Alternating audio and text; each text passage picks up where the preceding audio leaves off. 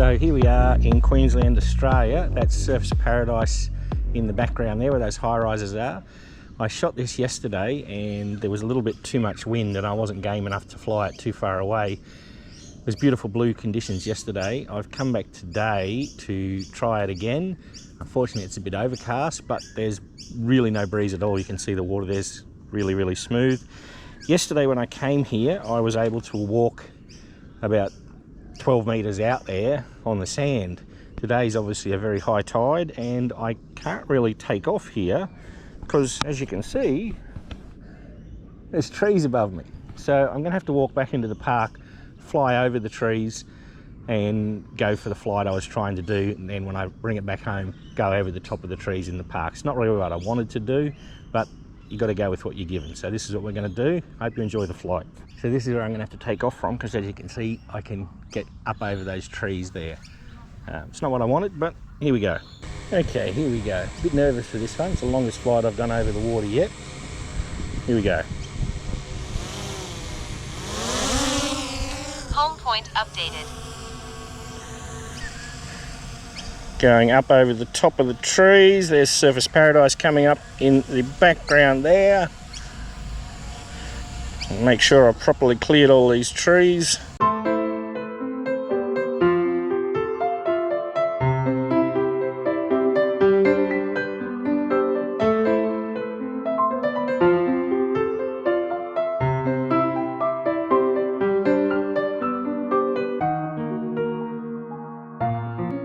Looks like I've cleared all the trees. I'm going to walk down to the river here.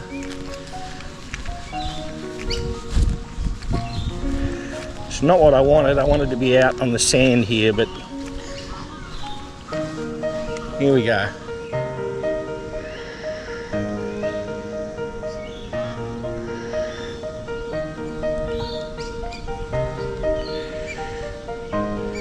So that was the island that I photographed yesterday, and the one behind it is the one I actually wanted to photograph. So we're going to try and give it a go.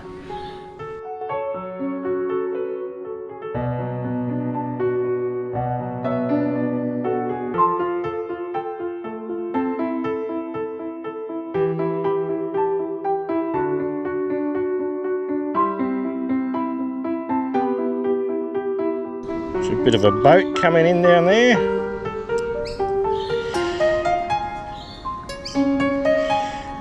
Alright, so this is the island here.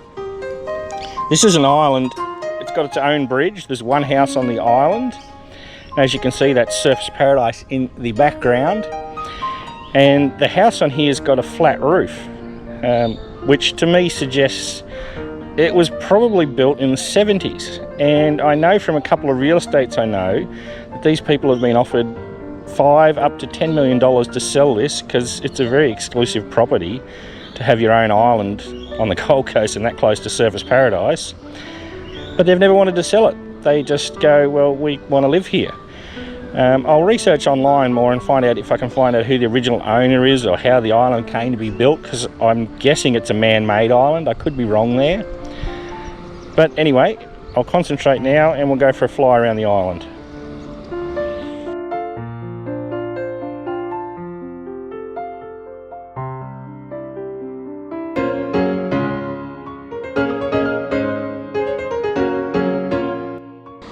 Obviously the movements are going to be a little bit jerky here because I'm a new pilot, and I know that there's some power lines over here that go right across the river, and I don't want to put it into the auto fly mode because I know that I'll probably end up hitting those power lines. But that's the house there, as you can see. It's obviously got a flat roof. I'll go in for a bit of a closer look. But what a property to own. You know, you live on the Gold Coast and you own your own island, and literally 4 to 5 k's away from Surfers Paradise. That's pretty flash. I mean, that would be the one and only one on its own island on the whole of the Gold Coast. There wouldn't be another one.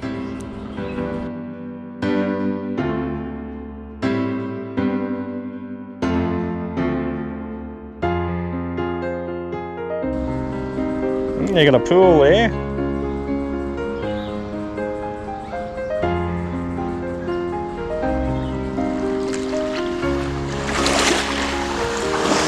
waves coming. I'm going to move back before I get wet.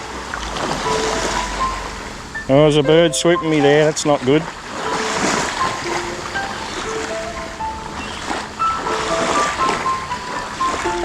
Looks like it's a Y-shaped house. Looks like there's a shed or a pergola out the back there.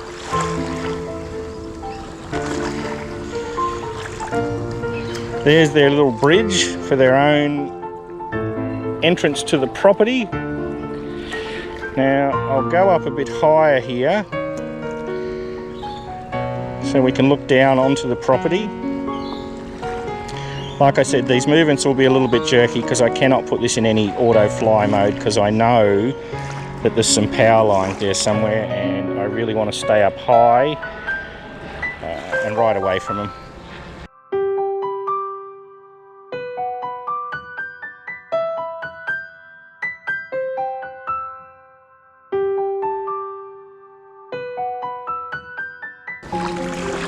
There is looking down on the property there now. I'm going to fly over the top of the island.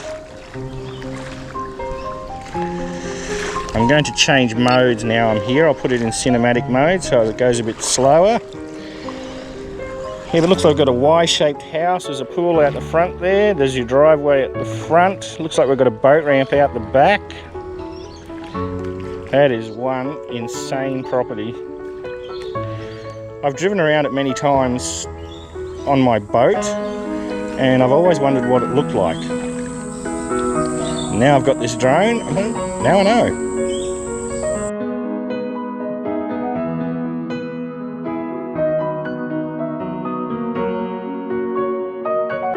So this property was built in the late 1960s by Sir Bruce Small. Sir Bruce started out as a businessman who made Malvern Star bicycles a household name in Australia. He lived in Melbourne and retired to the Gold Coast to then become a property developer and mayor of the Gold Coast. He promoted the Gold Coast as a family-friendly destination, even incorporating the famous bikini-clad meter maids in his push to put the Gold Coast on the world map as a must-see destination. Sir Bruce developed the canal estates here and used the dredged-up material which he dumped here to create his own private island homestead. He lived there until his death, and then the island was passed on to his granddaughter, who also lived there for many years. 60-plus years later, this amazing property is still one of the most sought-after parcels of land on the entire Gold Coast, or Australia for that matter. The island even has 2 resident black swans that have claimed this island as their home. You can see them in the middle left-hand side in this part of the video. They are those 2 black spots you can see there.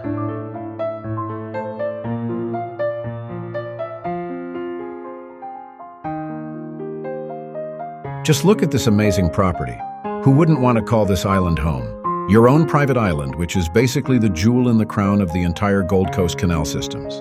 Whilst the island doesn't have lots of colorful flowering plants, it certainly isn't lacking in the garden beauty department. It has imported Norfolk pine trees, queen palm trees mixed with native Australian shrubs and bushes, making for a lush green setting on the island.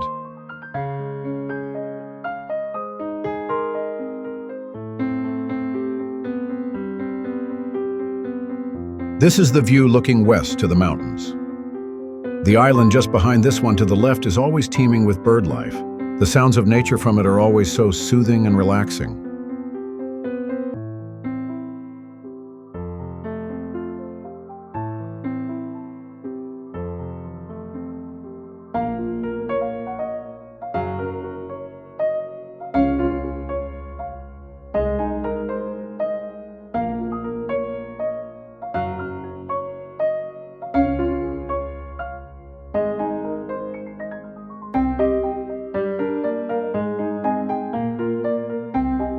As you can see with the camera panning around here, you'll see the main viewing aspect from the house is a north-northeast outlook. It takes in the surfer's paradise skyline and all its high-rises.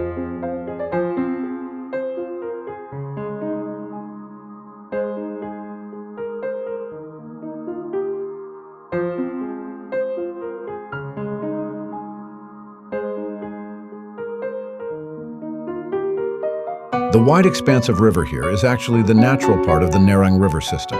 Most of the other smaller sections I have captured are the man-made canals that Sir Bruce Small developed.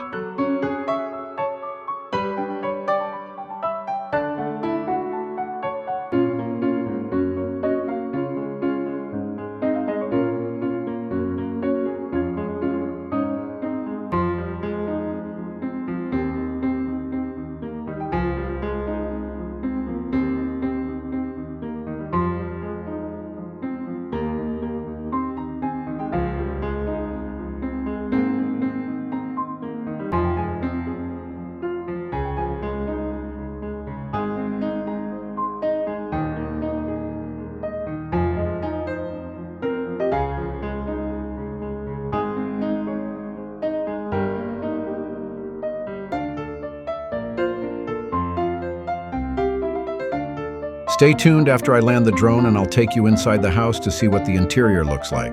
If you like what you saw here, please consider hitting the like and subscribe to see what I've posted and will post in the future. If you made it this far, thanks for watching.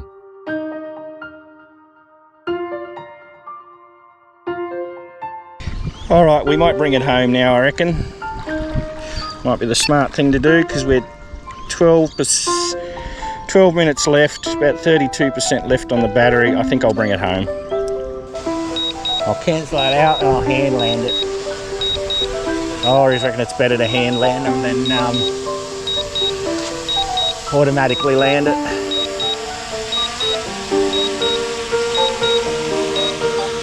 You stop all the grass and dirt and water off the grass getting in it.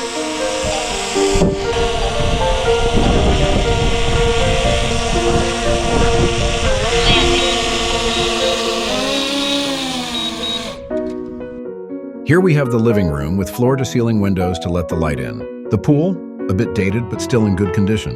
The kitchen, also a little dated but still nice and clean with loads of bench space. One of the bedrooms with large windows and sliding door to let the outside inside. The bathroom has been refurnished and is reasonably modern. Another bedroom with an interesting floor made up of linoleum floor tiles. This is the exterior view of two of the bedrooms facing southwest. The view of the front of the property after you cross the private bridge. A little sparse by today's standards, but would have been very flash in the late 60s when it was built. The outdoor pool area, also a little sparse, but with a stunning river view looking out towards Surfer's Paradise. And there you have it, Sir Bruce Small's little slice of man-made heaven. How I'd love to call that amazing place home. Thanks for watching.